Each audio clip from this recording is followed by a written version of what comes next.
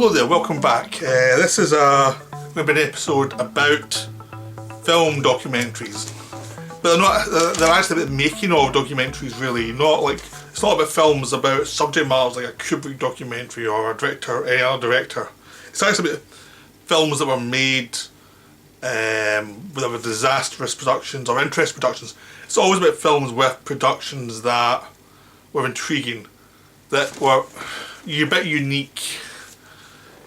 Not all of them come out well. Sometimes the films come out badly, but the documentaries themselves are good. I mean, there's some documentaries about films that were good, but the documentaries themselves aren't that interesting because the production went fine, so there's nothing much to say about them.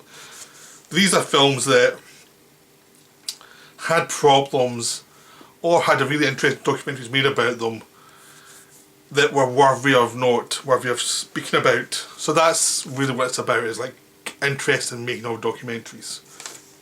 Because there are a few. I mean, I already did one about Island Dr. Moreau like a few months ago, so that's been covered, so I'm not going to cover that one again, but I'll cover some other ones. I mean, there are a few that I won't cover in detail. Like there's some good ones in some freaky films like Exorcist and French Connection that are worth seeing, but they're not in this list because they're a bit too much in love with the films. Like Mark Kermode as the guy behind them and he presents them, and they're a bit too much in love with Friedkin, really. So they show you some of the dark sides of Friedkin's directing technique, but there's still so much in love with these films. There's no critical value. Like maybe the films themselves had problems, everything that is kind of missing with those ones.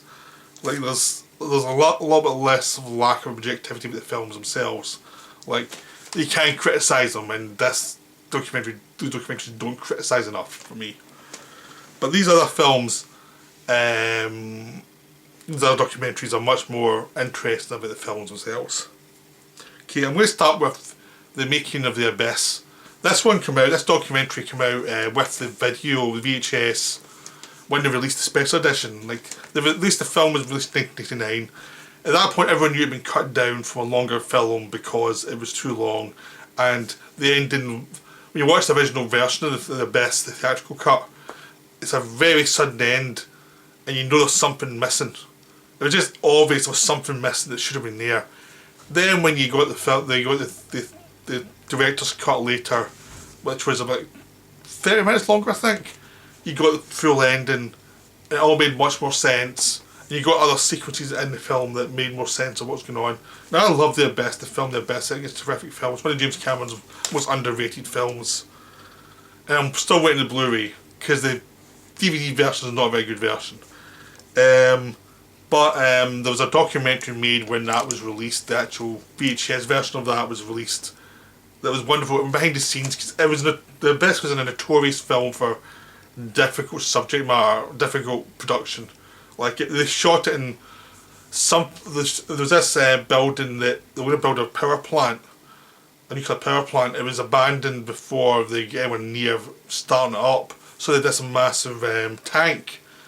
So they actually found out about this because there was no nuclear elements to it. They could actually use a tank as a fill with water and actually builds a set there which they could film underwater sequences. So they did that. So the cast were out there shooting this film that was set underwater with lots of new techniques how to film underwater, and it was a nightmare. Everything went wrong. Like there's a massive tarp over it, which was to block out the sun so they could shoot during the day. At a certain point, that ripped, and they couldn't sort it, so they just started shooting at nights. So everyone was down there at 4 in the morning shooting this, in the freezing cold, shooting this film. They had to stop people from getting the bends, and they had to keep people in and out of the water. If you weren't filming that day, there was nothing to do because you're in the middle of nowhere. People were slowly a bit mad. Apparently it wasn't the best facilities to stay in, and there were some accidents on set, and it was just a nightmare.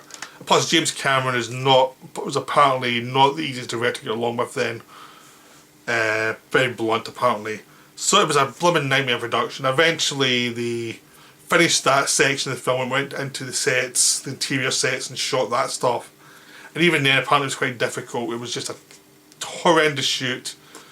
where people would actually walk off the set at certain points because of certain things went wrong.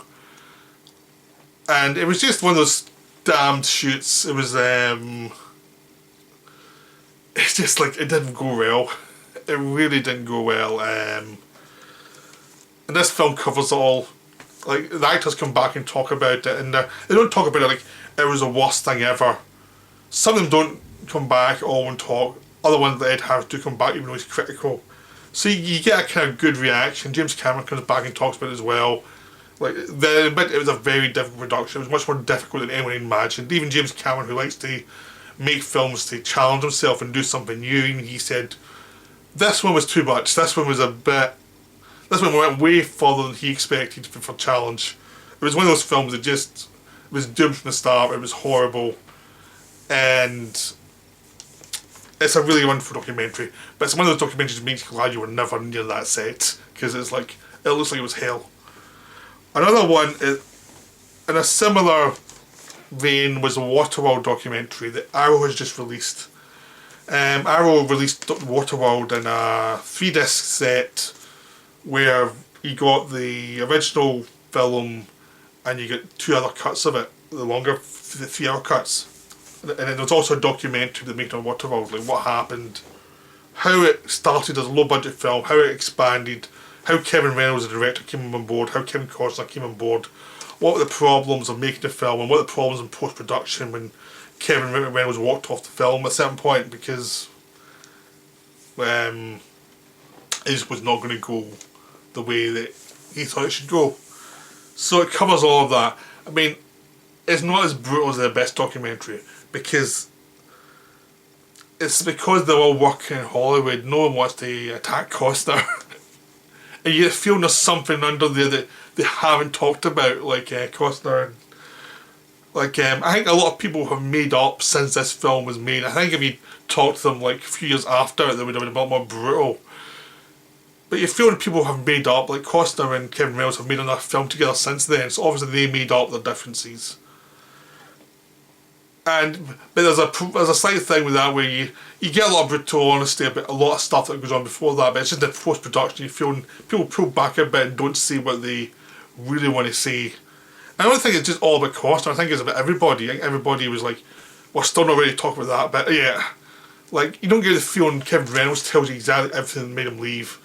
You're feeling that if they basically Costner to come in back in and talk about it, you may have had a thing where everyone knows everyone's going to talk about it and you may actually get the full honest story.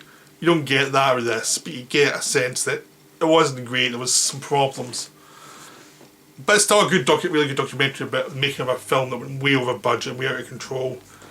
And you get a human face to the problems. Like, no one was trying to make an over budget film that went out of control. Everyone was trying to make a good film. It's just that lots of people had different opinions of what the film should be. And they never worked out the script properly to cohere into something. And they were having lots of production problems with. This was much harder than they expected. So it's still a very good documentary. It's just that towards the end you feel that there was more that no one was speaking about. But it's still well worth seeing. And Waterworld's a very underrated film. I mean, it's not perfect, but it's better than its reputation suggests. Another one I'd mention is there's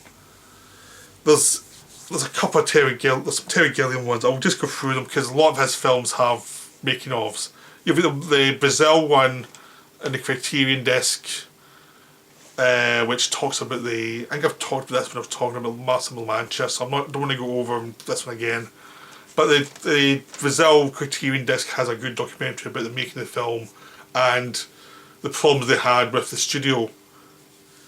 And I think with a lot of these Gilliam documentaries, a lot of the time I can see why the other people hate them.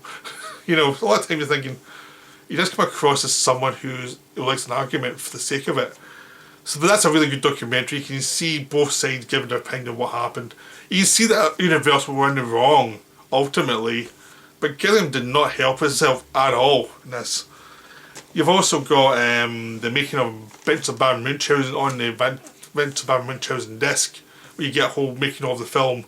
Where people like Eric Idle come back talking about it, Gilliam comes back, talking about the insurance watching over it and all the problems they were having and all the difficulties this film went through.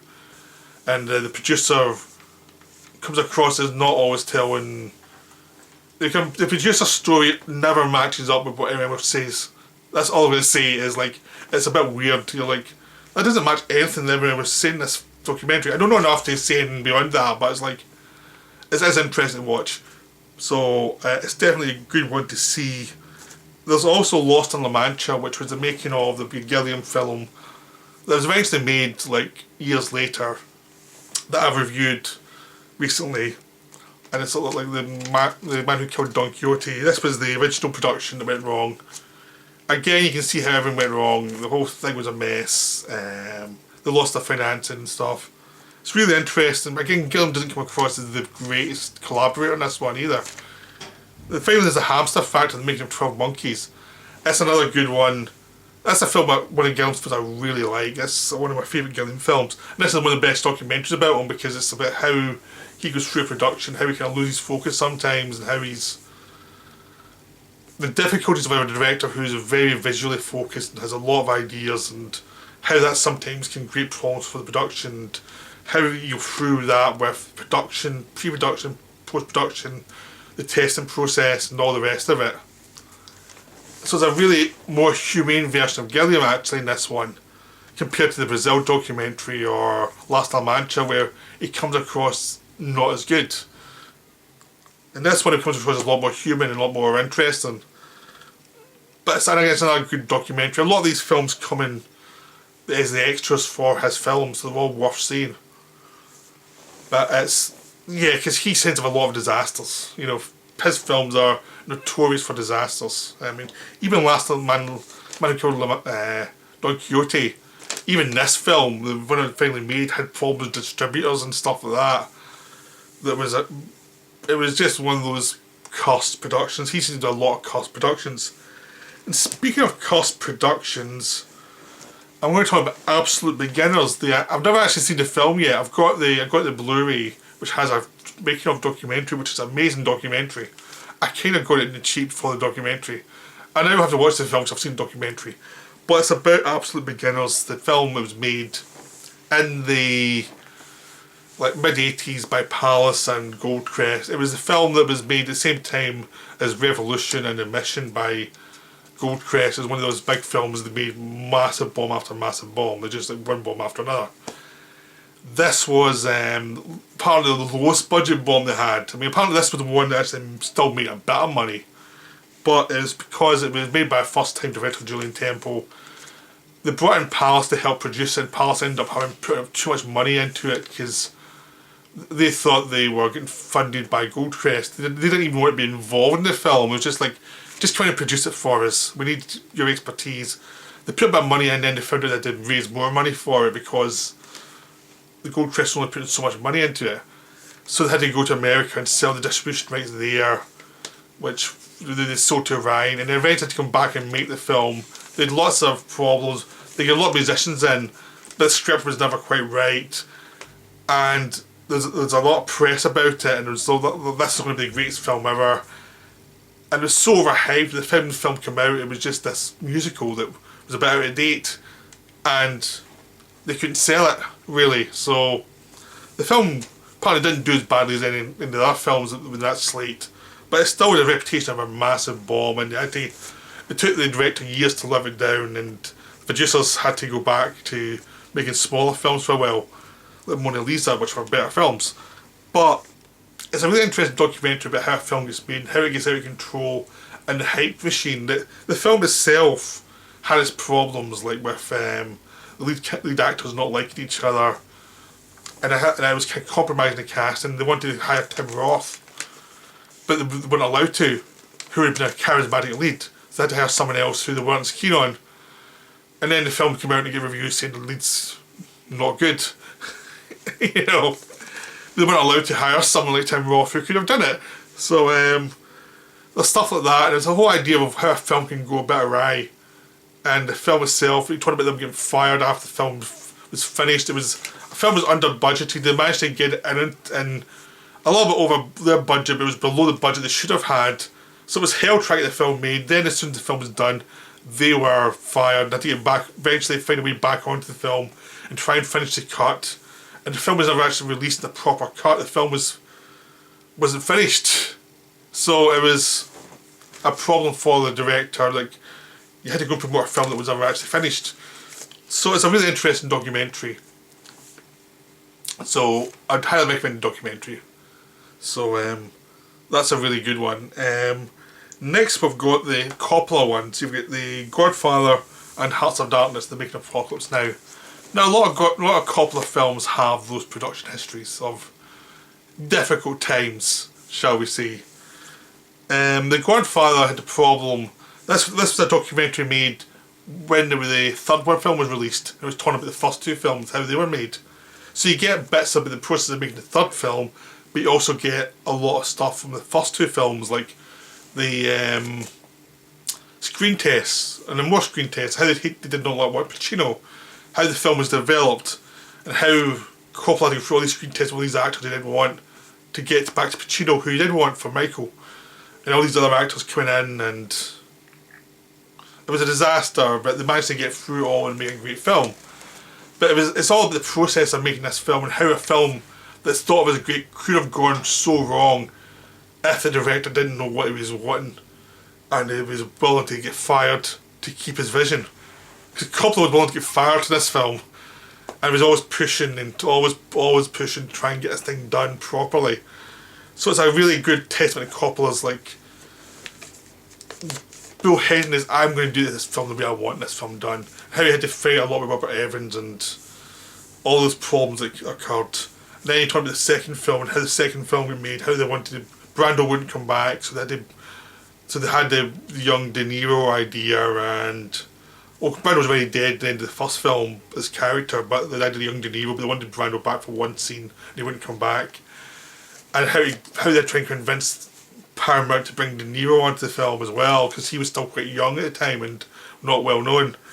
So there's all these struggles of making this film, and the struggles of making the plot that goes back and forward in time make sense. And then you get the idea of the third film and how compromised it was. They don't see that in the documentary, but you get a sense of making the film like Coppola's heart wasn't in it. So you get a sense of how he was in the first two films and how he was in the third film, how the third film failed compared to the first two. So you get that, but then you get Heart of Darkness, which is a film about the making of Apocalypse Now and how it went completely insane, how like Coppola went way over budget of his own money. It started off as a George Lucas film with John Milius writing it. It ended up getting owned by Warner Bros for a time because it was in a package of like THX and all these other films that get bought by Warner's. Coppola ended up buying it back. He wanted Lucas to do it, but George Lucas was doing Star Wars at the time. But apparently Lucas wanted him just to wait for him to finish Star Wars and then he'd come on and do it. But then Coppola decided to do it on his own. So George Lucas wasn't very happy with that. Because to him, it was his project. Milius thinks that George Lucas was never going to do the film after he did Star Wars, but that's two different opinions. Like, no one's quite sure if he was or he wasn't. But Coppola did it, wasn't happy with the script, rewrote it a lot, went a bit mad in the Philippines making this film, went way over budget, had no sense of how the film was going to cut together ultimately, had Brando going mad in the set. And it's a miracle of something good came out of it, because he ended up bringing in like Michael Herr to do the voiceovers to give the story some sort of flow. But he also had these great scenes that John Milius had written. And it was based on Heart of Darkness, and it was just this mess of a film that should never have been made. You see Coppola slowly having a on-set nervous breakdown, and see Martin Sheen have his heart attack on set as well, and it was like, it's just an insane film. It's like, how can one film turn out so well after everything went so badly in it? So it's a great documentary. Even if you don't like Apocalypse Now that much, the documentary is amazing. Just to see how much Coppola went through to make this film. Because he went through a lot. He really went through a lot. I mean, it's amazing he ever made another film after this one. Because it's like, it looked like hell. Like total hell on earth. So that's highly recommended to see this film. Okay, talking about hells on earth, we have to go to Alien 3. Alien 3 was David Fincher's first film, and it was hacked about and it was reshot and it didn't have a proper script. They were always rewriting the script. It was shut down, started. Basically, it was meant to start with a Rennie Harlin film. Rennie Harlin left because he didn't like the script. They junked that whole script and went to a new script with Vincent Ward set in a wooden planet with monks. That was really weird and sounded really insane. I'd have loved to have seen that film, to be honest. I'd have loved to have seen that film, but it was never made. Vincent Ward was fired. They brought in David Fincher. They changed the planet from a monk planet to a prison planet, and never got a script anyone liked. But Fincher was already on board, and he became the guy who got through all the messes of all the different drafts and all the different views. And the problem was they had a script that was very depressing, set in a planet where all the characters were unlikable, where there was no hope, and the whole idea of the film was there was no hope, and how do you survive when there's no hope? But there was never much propulsion in the story. It was just always about the atmosphere of hopelessness. It really gave the studio pause and led to lots of rewrites and lots of problems in the script, and they never quite got it right. So you left this depressing film with this amazing production history of bad scripting and the studio and the director hating each other. And this documentary goes into all the details. No one gets out alive. Everybody gets it. Like Fincher gets it for being grumpy and difficult to go on with. The studio gets it for producing a film with no script and then to committing so much money to a film they had to make, so ultimately without actually having a script or a vision for what the project would be. And they'd put into a situation where there was nowhere to actually take the script to make it the film they wanted. And it was just this mess. This documentary goes into so many details. And it also talks about how the film moved on and got the final extended cut on the DVDs and Blu-ray, which eventually came about by the editor coming back and bringing in the sequences that were cut out, because there was a whole 20 minutes, 30 minutes cut out that made much more sense of the story, because there actually was a story to it, which just wasn't the story that the film studio wanted. And they cut out just to pace it up so we get more showings a day to try and get some of the money back, but they ended up tearing away everything that was good about the film, so the film came out as a total mess. I always liked the film even before the director's cut or the extended cut came out. The extended cut's much better. It's a really wonderful film. The documentary is amazing because even the documentary gets censored. In the DVD cut, even that gets censored. There was a pretty brutal cut of a pretty brutal documentary before that. And then when the Blu-ray came out, there was an even longer cut of the documentary, giving even more information that eventually was a full documentary. This was an amazing documentary. It's one of those ones where it's actually in some ways better than the film itself, because it goes into all the details of everything can go wrong in a film.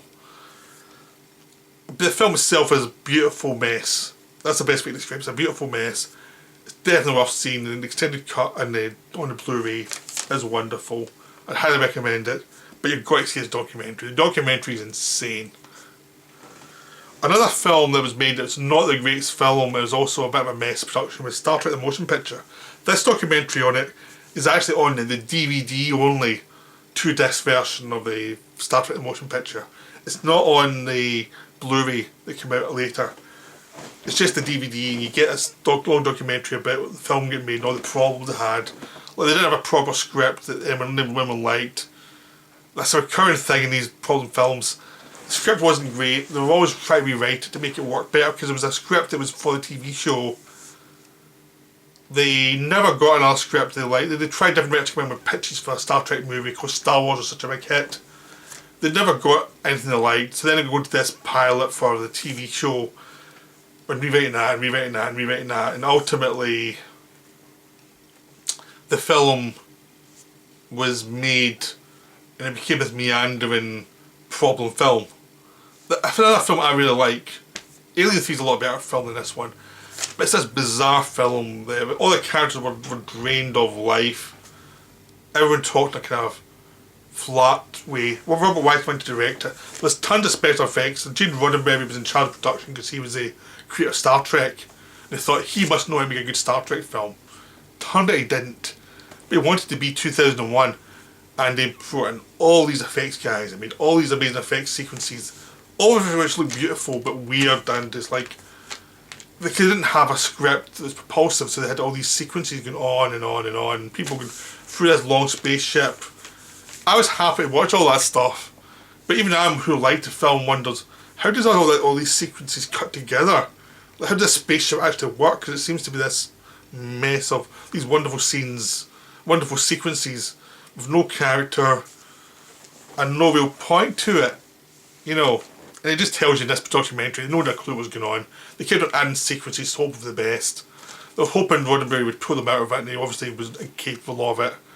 Like Jeffrey Katzenberg, who was a big mojo at Disney then, DreamWorks, this was one of his first films as a production executive, and he had to oversee it as it went completely wrong under him.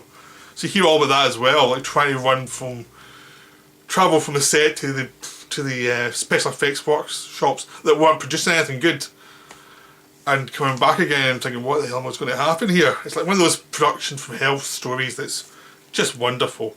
And he had an experienced director wondering what the hell was happening to him as he was trying to make this film work and trying to be respectful to the producer and going off the deep end. It's a great documentary, it's just great. It was like, and they get through this film.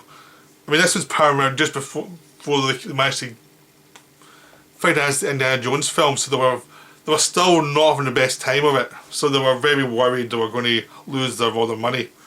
But this is a great documentary about the problems of making that film. I'll mention another film now. I covered it roughly, Burden of Dreams. I covered certain aspects of it in I was talking about My Best Fiend documentary that Herzog made about Kinski. And that kind of covers a lot of the same ground. But Burden of Dreams is all about Fitzgerald, all the disasters making it, trying to build this opera house thing and push it over a mountain. This one goes into all the detail, all the problems that Herzog had with Kinski, all the problems they had making this film, having to recast it all and all the rest of it. It's a great documentary, but you can get it on the BFI Herzog box set. Because I've covered another video, I don't want to cover it again because I just thought I'd mention it because it's worth seeing, but it's not one to talk about much because I've already kind of talked about it. Another good one to watch is the Magnolia documentary. It's on I'm not sure if it's on the Blu-ray, but it's on the DVD of Magnolia. We were just going through the film. This was not a troubled film, it was just going through the production process of the actors talking about Paul Thomas Anderson as he was making the film, and watching him make the film and the process. It's only an hour long. It's very much different from a lot of these other documentaries talking about disastrous films. This was a well-made film that did well. It's just the process of someone trying to make a film and how difficult it is, really. Even to make a film that's well produced, well planned, it's still difficult. So I thought that'd be a good one to talk about as a corrective to these other ones that were all disasters. There are documentaries about films that did well and were well made documentaries as well and interesting. There's not many of them, but there are some, and Magnolia does have one that's really good and it's really worth seeing. Because after this documentary, most of his films didn't have much making of stuff. I think he felt burnt from that one and never did it again. But it was a shame because it really was a good documentary, give you an idea that this is a difficult job. It's a lot harder than it looks. But it's definitely worth seeing. Right, I'm now going into like big directors and big budget studio films that they have a lot of control over, but the film itself has problems. First of all, I'm going to talk about some of the Peter Jackson documentaries, because he covers a lot in his documentaries, the making of films, and a lot of them are positive experiences. I mean, there are lots of stuff on Lord of the Rings and King Kong that are very good documentaries about the making of a film, how difficult it is. It's much more like Magnolia thing where we talk about the production, the pre-production, the writing of the Lord of the Rings films, the post-production, how everyone bonded in the film, how difficult it was, how they had to recast certain things. But they were doing something they believed in. It was very difficult, but they did it, and there was 3 films, and it was a major achievement. The documentaries of Lord of the Rings are all terrific. They're all really worth seeing. I'd highly recommend you seeing them. You can get them in the DVDs. I think you can get them in the Blu-rays as well. I'm not sure. But you also get that in King Kong, Peter Jackson's King Kong remake. There's some nice documentaries in that, wonderfully done. Again, it was another film that had its problems. I really like it, but a lot of people don't. And it had like issues as they were making it, that things were difficult trying to get certain things done. But it was done with a lot of love, and the film would come in like slightly over long, but still film came in, it was a passion project. This film covers, because originally Peter Jackson was going to make it years before. It didn't get made. Then after Lord of the Rings, he got a chance to make it, and he totally scrapped his old plans and made a new version of the film. It was a lot more faithful to the original. But it covers all of that. It also covers the production side of it, what he wanted, why he was doing certain things, why he was changing certain things, why he was keeping certain things, and it's a good idea of what the process is for a director for making a film. So you said this, you get Lord of the Rings where everything went right. You get King Kong where a lot of stuff went right. Some people didn't like the results, but it was a well-produced film. But again, it's a good film of a process of why a director does certain things. You get a good idea of what's going on in his mind.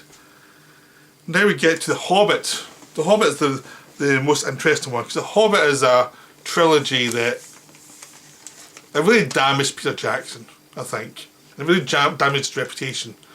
Because this came after the Lord of the Rings trilogy. He was not meant to produce these films, or he was meant to produce the films and not direct them. It was meant by Guillermo del Toro. Del Toro dropped out because it took so long with all the rights issues, and he was just getting fed up because it was never going to go anywhere. And he just gave it, he just like, this is not going nowhere. That's the story I heard anyway. Maybe from what we've heard from interviews, there wasn't any problem with Peter Jackson or anything. It was just like that, because it took so long. There's all these rights issues. But at a certain point, Peter Jackson had to step in or get a new director. So he decided to step in because he'd had some time off after King Kong. He made Lonely Bones. So he was more logical, he step in and do it. At a certain point, it was going to only be 2 films. Then it was extended to 3 films as they started shooting. So they had to extend the scripts to make 3 films. So that became a problem. And this film, these documentaries, go through the good side of it and the bad side. Because he tried to do a 3D film, he tried to do these films in 3D, which made the process a lot more difficult. He was trying to do lots of technical stuff, like 60 frames a second, which made it very difficult. So in spite of actually having a very difficult production of doing 2 films already, he was adding stuff for technology to keep himself interested that was causing problems. But the bigger problems was when there was 2 films, it was turned to 3, suddenly he did a film that was way too long for the story because it was based on one small book. And it became this episodic film where every sequence was too long, and there wasn't enough charm. There was the first 40 minutes of the first film was about setting the story up, and it feels that you feel it's just exposition. And this goes into all the details of why decisions were made, and you start to see if bad decisions have been made, that because he did the Lord of the Rings, no one's saying to him, that's a bad idea, don't do that. You know, no one's saying that to him now. And then you also get the problem of extending that, because the show said it has to be 3 films rather than 2. And as you go through these documentaries, there's some moments in the documentaries you have to sense that he does not want to be here. He does not want to make these films. And it becomes more and more evident for the film that this is a depressed looking man in these films he does not want to be at. He just does not want to be involved in this. That's the sense you get from some of these documentaries. I don't know the actual truth of the film, but the films themselves are very laboured, way too long.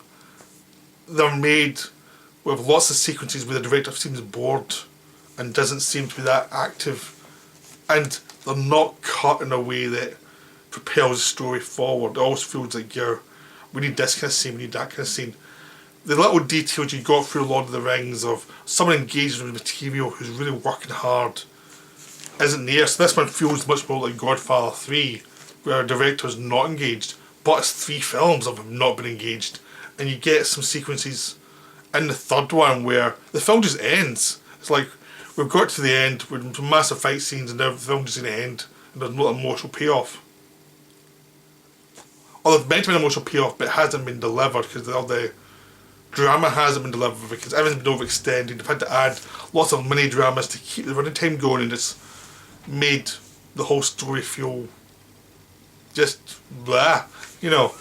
So these documentaries are good to show what goes wrong in a film where the director doesn't seem to want to be there.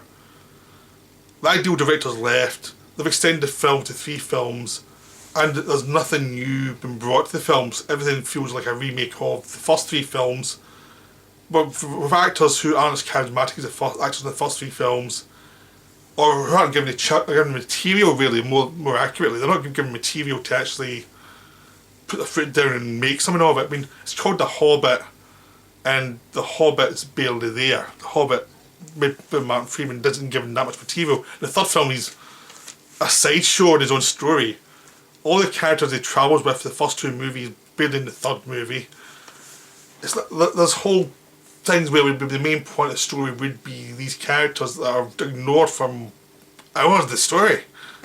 So this is a great documentary about how that happens, how a director who has a reputation for doing his own thing within the confines of a studio and being successful suddenly finds himself like at the far end of his wits. And it also shows some of the bad habits he picked up from King Kong, where we're making things way too long. Really bite him in this film. Like, he developed some bad habits that really caused him problems. So this is a fascinating set of documentaries, really worthwhile, but especially some of the Hobbit stuff, because it's like, oh my god, this guy looks just so depressed. And speaking of depressed, this is the last one, the Phantom Menace documentary. This was shot when I made Phantom Menace. It's on the DVD of the Phantom Menace, and it's worth owning just the film for this documentary, because you see the process of writing the new Star Wars films, and George Lucas trying to get back into it, but he's moved on, and he's not the same person who made the original films, and you see the process of him trying to find a way back into this world, and he's not quite there anymore. And it tells you why the films turned out the way they did, because there's a director who has moved on, and he should be making other films, not these ones. And his interests have gone elsewhere, and the things that he needed for these older films aren't there anymore. So you see him in the process of production, pre-production, post-production, and he's all these plans, he's all these yes men telling him, yeah, that's good, that's good, that's good, and no one's saying that's a bad idea. It's sort of like The Hobbit, really, where it's the same thing, but at least with Lucas in the prequels, he did them over time, and he could improve things as he went along. I mean, I think, honestly, I'd much rather watch the Star Wars prequels than the Hobbit series again. Because the Hobbit series is just the same drudge of the Phantom Menace, like depression. Well, at least the prequels actually had some action scenes and things that were actually actively wanted to be there. But this one you see him, and the big thing with this documentary is you see him watching the first cut of the film after it's all been put together, and he realises he's in trouble. He realises, this isn't working, I need to do stuff to try and make this thing work and give some life to this thing, because it's not working, and he's tried stuff that is completely distanced from what he should have been doing.